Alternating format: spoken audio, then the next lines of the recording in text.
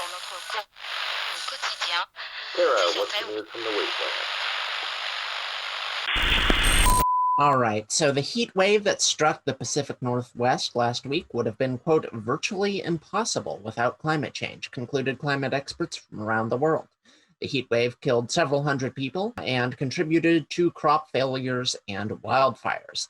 Experts believe that by the end of the century, the chance of such an event occurring somewhere in the world will rise to 20% in a given year.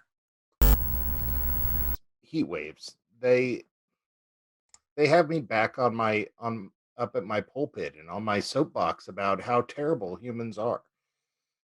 You know, outside of global warming, which I believe that for anybody out there who doesn't believe that the world is getting warmer, it is. And scientists know that it is because when they look at the molecule, they can tell if it was a man-made, so it's not super volcanoes, the carbon, they can tell by the amount of little guys in there where that carbon comes from.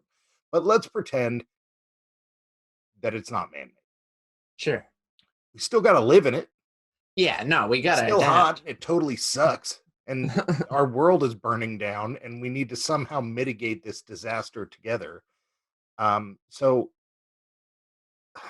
I don't know. Can't we come together on that part? Can't we pull one part out of it and say, hey, let's work on it, and the other part can keep fighting?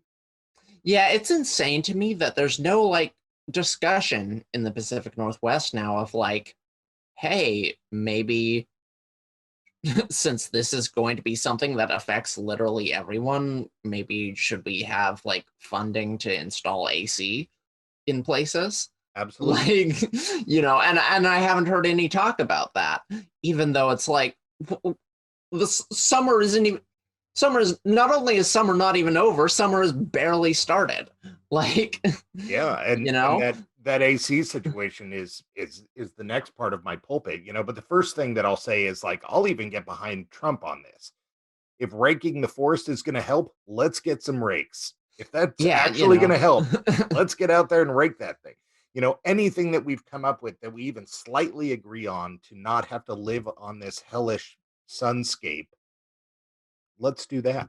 Yeah, just no people. All I've heard is people being like, yeah, climate change sucks. And I haven't heard any like obviously we need to address climate change. And in the long run, anything other than that is slapping a Band-Aid on the sucking chest wound.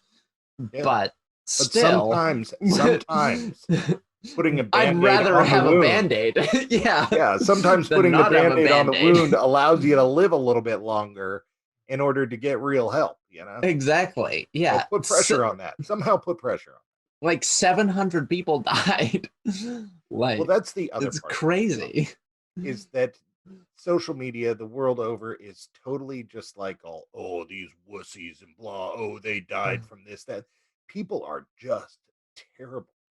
Absolutely terrible. Just attitudes of women deserve to be abused if they stay with their abuser, and just all sorts of terrible ideas are coming from people. And I research a lot of them, and I'd like to think that they're all Russian bots, but they're not. I went to high school with some of them, so yeah. No, I saw people as like, oh, well, it gets that hot in Arizona. It's like freaking you have air conditioning in every building in Arizona, right? And you know what to do. Yeah. You Arizonans, the rest of us make fun of you when it rains, because exactly. Down in Arizona, if it rains for a week in a row, they got like skulls and crossbones on TV because the soil has no drainage. And so when they get that amount of rain, people's homes are straight up flooded from like multiple days worth of rain. And the rest of the country is making fun of you, Arizona, because I used to live there. Yeah. I know what it is. Guarantee, take any of my high school friends from Reading who were, talking about this stuff, and if they had been in my apartment last weekend, they would have thought it was too hot. Oh yeah. Which, I'm from Reading, I get it. We have hot temperatures, but you know what? We don't go outside. We're not in those hot temperatures. I think a big part of the problem is people again, we talked about this last week about how people all feel like if the world was just like me, everything would be okay. And transgender and gay and bathrooms make me think of this a lot. And I had this conversation with my mother-in-law, Jump.